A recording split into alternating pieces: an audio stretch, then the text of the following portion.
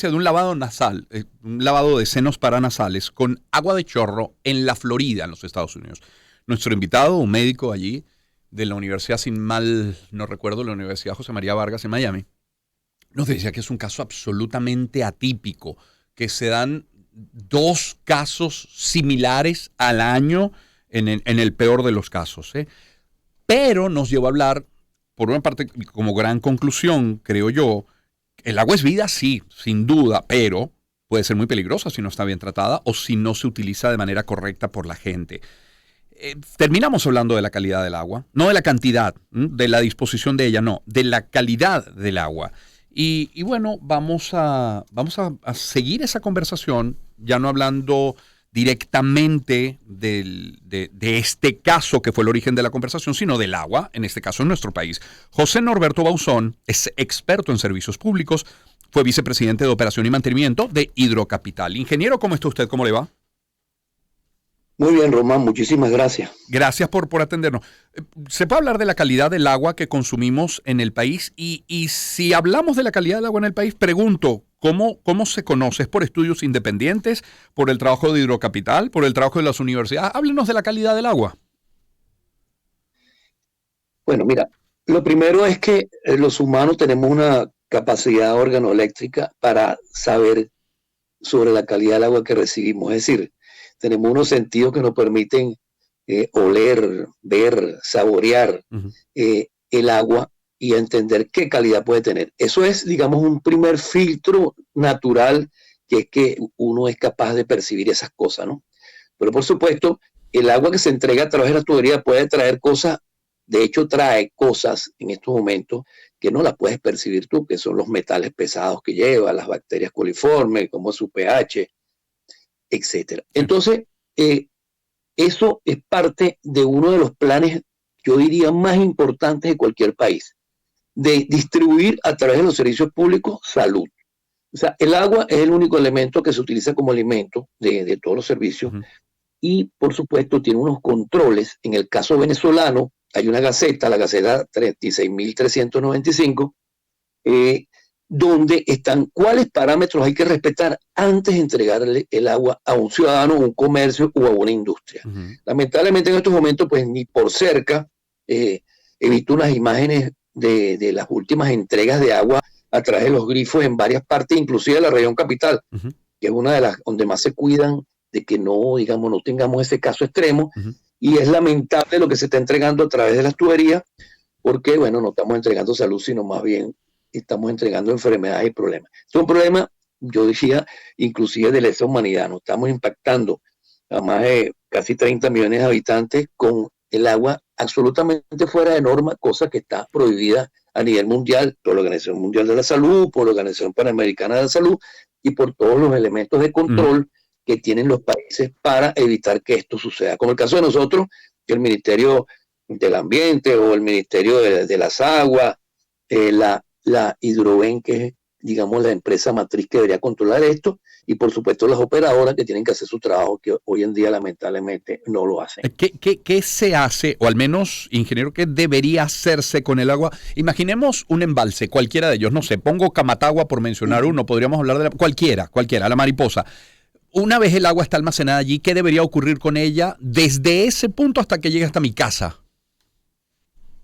Bueno, fíjate que lo estás enfocando en la forma que nosotros que trabajamos en este medio siempre lo tratamos de manejar, de operar. Es decir, la cosa comienza allí en los embalses que son las fuentes o en las tomas que son las fuentes, porque ese es el primer tratamiento biológico que tiene un sistema de abastecimiento potable. Es decir, el embalse de Camatagua, por lo menos en los tiempos que nosotros manejábamos el acueducto de Caracas, era nuestra gran primera planta de tratamiento, una planta biológica. Allí el agua tiene una estadía de más de un año en la mayoría de los casos, y eso significaba que el agua se decantaba, que el agua, que había toda esa, digamos, toda esa condición de oxigenación del agua,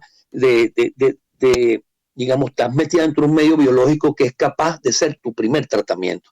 Y de allí pasaba a nuestras plantas de tratamiento, donde esas plantas de tratamiento, en algunos casos, tienen que ser plantas de mucho impacto, como la planta de la Guairita, donde el agua de la Guairita, que llegaba a la Guairita, pues un agua que normalmente tenía muy mala calidad. Y ahí es donde entra un elemento fundamental, que es el talento de la gente que maneja esto. O sea, tratar agua es algo, es una, digamos, una fábrica, así como las unidades de terapia intensiva, que tú de repente estás en la planta recibiendo agua de más o menos una calidad más o menos fácil de tratar, pero de repente tienes un compromiso que te llega agua con unas condiciones muy malas porque cambió la fuente. Bueno, los que están en la planta tienen que rápidamente determinar qué van a hacer para que esa agua, en cuestión de unos 20 minutos, se convierta en potable y salga a la red potable. Y eso no se hace con magia ni brujería, eso se hace aplicando un procedimiento que comienza a entender qué es la calidad del agua que está entrando a la planta, y eso lo entiendes tú a través de los muestreos que hace el laboratorio, que debe funcionar dentro de la planta, y después en el recorrido de la planta pues hay una serie de controles que van revisando cómo va cambiando esa calidad del agua y dónde tienes que, por decir así, apretar y dónde tienes que aflojar, es decir, dónde tienes que meter más sustancias o menos, qué está pasando con el agua. Y finalmente, bueno, después ese proceso de decantación, el proceso de floculación, el proceso de filtración, el proceso de cloración, de decantación, e entregas a la red agua en condición de potable. Bueno, eso no es posible si tú no tienes, primero, una planta funcionando correctamente de la A hasta la Z, es decir, que todos los elementos operativos de la planta funcionen. Después que tengas a la mano todas las sustancias químicas requeridas para que ese proceso sea factible. Y por último, lo más importante, bueno, si usted no tiene el talento para que entiendan eso, pues usted puede tener todo lo demás, puede tener muchísimo real, puede tener muchos asesores, pero si usted no tiene la gente allí que entiende ese proceso y es capaz de convertir esa agua que era barro en agua potable, usted seguirá entregándole a la ciudadanía lo que hoy día le entrega, ¿no? Puro barro. Ese es más o menos un cuento de la planta de tratamiento.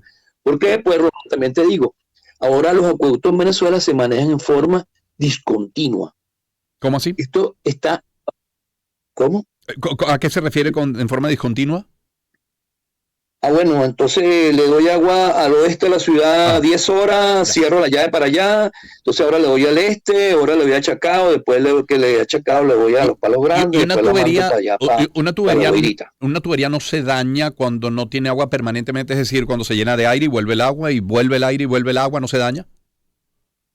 Bueno, no solamente la tubería, también se daña tu salud, porque esa agua que tú metes potable dentro de esa red, solamente podrá ser potable al final de la red si esa red trabaja a presión y en forma continua hasta que el agua llegue a su punto final. Entiendo. Si eso no ocurre así, si tú paras una red y la vacías, primero está susceptible a que le entre agua contaminada. Pero lo más grave es que los tubos internamente van generando una capa de todos esos sucios que a poca velocidad se van adhiriendo a las paredes. Y eso son bacterias que en algunos casos son anaeróbicas, en algunos casos son aeróbicas, pero cuando tú tienes ese proceso de vacío lleno, todas esas bacterias empiezan a gozar un pullero, como se dice folclóricamente en los acueductos. Y entonces cuando tú lo vacías, se mueren algunas, y cuando tú la llenas, se mueren otras. Y en ese proceso tú contaminas el agua, y cuando abres el chorro, a pesar de que no le entró ninguna agua sucia, te sale agua de color negro. Bueno, y esos son bacterias que murieron o virus o elementos que estaban adheridos a las paredes del tubo y que se despegaron y se vinieron por la tubería y llegaron a tu casa. Imagínate lo que significa eso. Bueno, eso es realmente ese misterio de que cómo se pone el agua negra.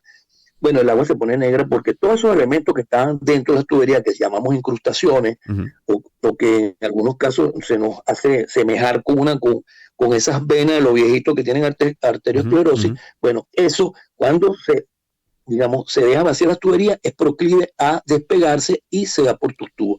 Entonces, todo esto manejar los acueductos es una cosa un poquito, vamos a decir así, de alta tecnología. Hoy en día, las plantas de tratamiento ni las manejan los hombres, eso es un manejo automático, donde es, vamos a decir, prohibido que salga agua que no sea potable, que no cumpla con la norma, se cierra la planta. Bueno, pero lamentablemente en nuestro país eso no es así. Y además hay un proceso de mantenimiento de operación en todas las redes. Las redes tienen que purgarse, tienen que constantemente vaciarse en los puntos bajos para sacar todos estos elementos que se van acumulando en las redes, para que no te lleguen a ti a tu casa o al tanque del edificio.